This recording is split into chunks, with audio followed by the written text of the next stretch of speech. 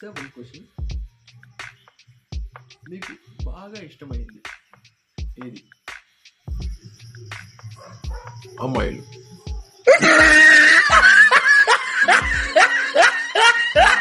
Sir next question. Sir మీకు కోపం రాదా సార్? నాకు వస్తుంది. అది ఎప్పుడంటే అమ్మాయి బాధపడినప్పుడు నాకు కోపం వస్తుంది.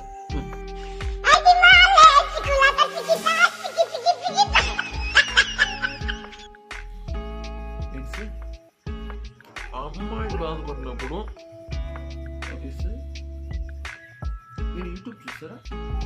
అదే క్రోమ్ చూస్తాం.